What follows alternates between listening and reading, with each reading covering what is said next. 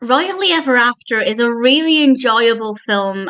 I will admit that our protagonist Sara was quite annoying for about half of the film. But once it got going, I found that it was easier to follow her journey, and the narrative I thought was really great. This was released in 2018. It's directed by Lee Friedlander and is written by Duane Poole, Gary Goldstein, and Aury Wallington. And it stars Fiona Gubelmann as Sara and Torrance Coombs as Prince Daniel. And it's a little bit different to the usual royalty-based rom-com because they're actually together at the beginning of the film.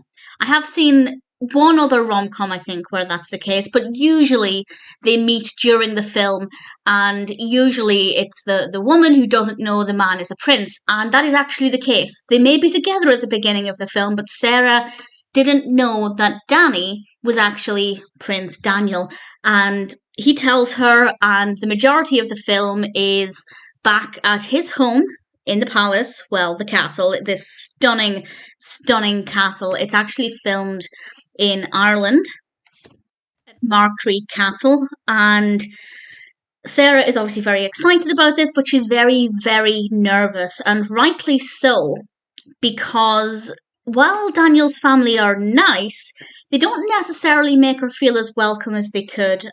And Daniel's parents are adamant that he's not going to be marrying her because she's a commoner. They're cordial, certainly, but they're not really giving her a chance. And I have to admit, she didn't really do anything to help herself. I don't believe the way she acted was very believable. I don't think the way she responded, the way she carried herself, I don't think that's how anybody in her situation would behave. It was kind of obnoxious, and I really didn't like her. But around about halfway through the film, I'm not entirely sure when, but roughly halfway, she started to be a little less irritating, and I actually started to like her as a character. The performance was really good, but I think the character was very badly written to begin with, unless that was the point, but I don't see the benefit in finding her obnoxious because it's not necessarily Sara that's going on the journey. Absolutely, she has to learn things about royal life, but I feel like it's more Daniel who is going on this journey of kind of self-discovery where he's evaluating what's really important to him, what he would be willing to give up if his parents don't change their mind. And together, they work really well. I think Sara and Danny are really great together. The on-screen chemistry is brilliant, very, very believable. Fiona, Daniel's sister, played by Rebekah Wainwright, I liked her, but I think she was not very well written because it always felt like she was going to be really vindictive at any moment.